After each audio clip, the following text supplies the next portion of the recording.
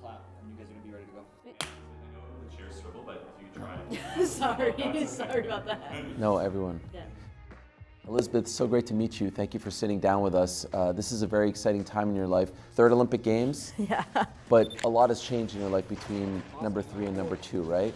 And so I would imagine maybe a greater appreciation for the journey and for where you're going, considering everything you've had to overcome to get here. You know, I've been, especially now in the hype of the Olympics, I've been getting asked a lot, like, what's different? And I'm like, every one of my Olympics feels like it's a new experience for different reasons.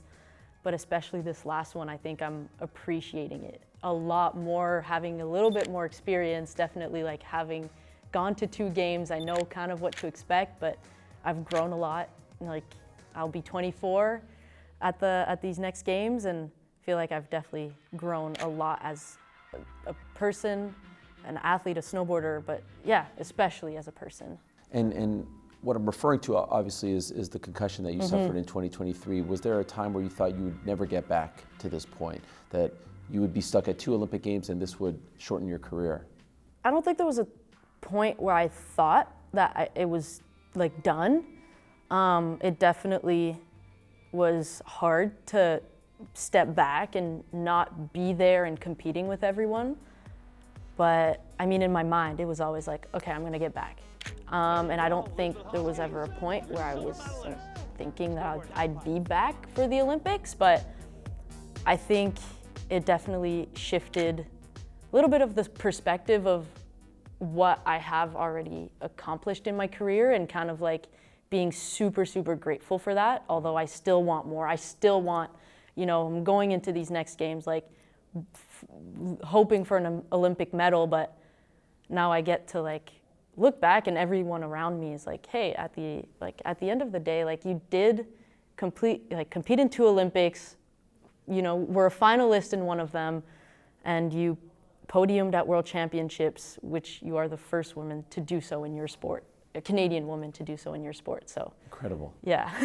And so with regards to the injury, any ill effects, any lingering effects, anything that still bothers you? I mean, physical effects, no. I think it's still obviously a challenge, like a mental injury, a concussion.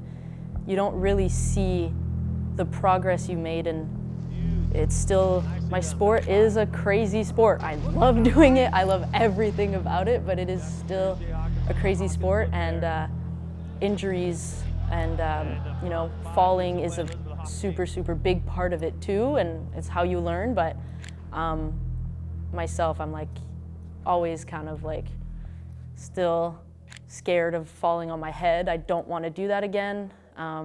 It's in the back of your mind? You still have it? Not as much. Okay. Definitely not as much. When I was coming back, it was definitely more in the forefront, but now it's, you know, I think about everything else, like how far I've come, what I'm able to do, how actually like good I am as a snowboarder, and being proud of that too. It's so much fun to watch. It's a very like visually exciting event to watch. I enjoy watching skateboarders on a halfpipe as well. I've always wondered, like, do you have the same skill? Is it the same type of thing? Can you transition over to that, or no? Clearly by your face, not. I always thought it was the same. Like, you guys could just like jump. A lot of really good snowboarders do skateboard, and they do skate. Shaun White, of course. Exactly, and they do skate vert, which is what it's called in skateboarding. I've never learned how to skateboard, so I'd definitely break something if I tried to drop a vert. Stay away from that. Yeah, at least until the Olympics. Yes, I'll until stay you're away. done, retired. And you've been at this for a while. I was looking at some old videos on YouTube of a 16-year-old version of you, youngest member of Team Canada back then. And that's just an amazing thing for a 16-year-old to be in the Olympic Games. At the time, like, did you even understand how special and how unique that was? I think I did and I didn't. I mean, I was just so excited to be there, so in awe of everything. I mean, it was my dream to participate in the Olympics ever since I started sports, actually. Like, I started and I was like dreaming of myself being an Olympian in soccer when I was like 7. Wow. And then once I fell in love with snowboarding, then it transitioned to like, I want to be an Olympian and win a medal in snowboarding. So going to those first games, I was just like, I had rose-colored glasses on. Everything could have gone wrong, and I was like, I'm at the Olympics, you know? So that's why I say, like, there's so much that has changed from that 16-year-old to the 24-year-old that will be. But then the same love for snowboarding has still stayed. Were you nervous as a 16-year-old? Like Oh, yeah. Okay. Yeah. I can't even imagine what it's like Yeah. to compete on that stage as such a young kid. I was super nervous, but at the same time, I was just so excited to be there, to finally be able to drop at the Olympics. Like, everything is Olympics. That's what I was watching on TV. That's how I fell in love with half-pipe snowboarding, was watching Shaun on TV of the 2010 and 2014 Olympics. So to be able to drop into the half-pipe myself was just, a dream come true. Like, I was just as nervous as I was, like, over the moon. Have you ever met Shaun? Yeah. Have you told him that he was part of the reason why you wanted to do this? I think I have. I've had multiple talks, like, just around and with Shaun, and I probably have one time. But yeah, he's just such a cool dude and just wants everyone to kind of like elevate the sport of half-pipe snowboarding so much. And yeah, I think he really is like the greatest in our sport and just for snowboarding in general. If I do say so myself, and don't tell this to any of the other athletes, I kind of feel like the snowboarders are the coolest. Like, there's just something about like the gear, the style. Do you know what I mean? Like, you guys you have your own thing, your swag, as the kids like to say, or at least some, or maybe I'm dating myself by saying that. Do you know what I mean? Like, would you say that the snowboarders are the coolest of the Winter Olympic athletes? I think so. I think, you know, our federations do try to promote the individuality of our sport, and how, like, you know, you have to be comfortable to perform, and really try to make sure that everyone is comfortable in the equipment that we get. So of course I feel like, you know, and they know that, you know, we want to look cool. We do want to look cool. Like, yes, promote Team Canada, but also with like a cool design. And I feel like we've definitely been really lucky the past couple of years. At least my 2 Olympics, like the outfits I've always found were like super Canada, but also like very just like us, and not like super like Team Canada. Yeah, do you have a say in that? No. No? No, well, I'm sure some people do. I don't particularly have a say in that. But at the end of the day, I'm just like super stoked. Also, I do love that kind of team aspect of like everyone is wearing the same outfit.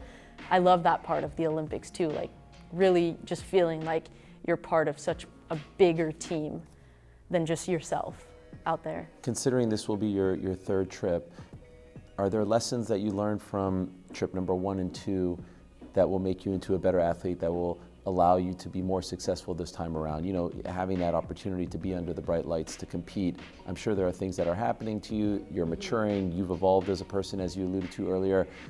Are there things that you now say to yourself, okay, I know to expect this, that, and the other, and this will make me into a better athlete, this will make me more successful come 26? My first Olympic experience was very brief, and I kind of didn't necessarily like digest everything particularly super well. So, because I was 16, like just everything was so big, but having that experience of like a full games with like a lot of people and really seeing the impact of how big the Olympics are will definitely prepare me better than 2022 could prepare me for 2026.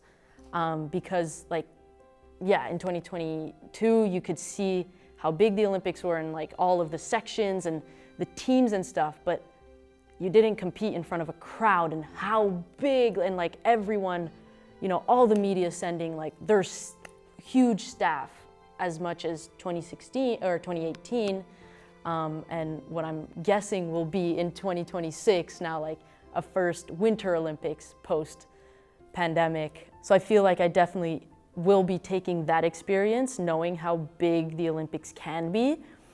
And then 2022, I mean, it's just like knowing that like a lot of things can not go Right. as to plan, and a lot of things can shift and change last minute, like, you know, suddenly people testing positive and having to leave or whatever. So I'll definitely be bringing, like, things will go wrong at the Olympics. It's inevitable. You can't control everything in life, and bringing that experience to 2026 and just being super mindful of that. That is a veteran mindset, and you have come a long way from that 16-year-old, and you have that gratitude as well, which I think will lead to great success. So we wish you the best. Good luck. Thanks for sitting with us, and can't wait to see you compete. Thank you so much.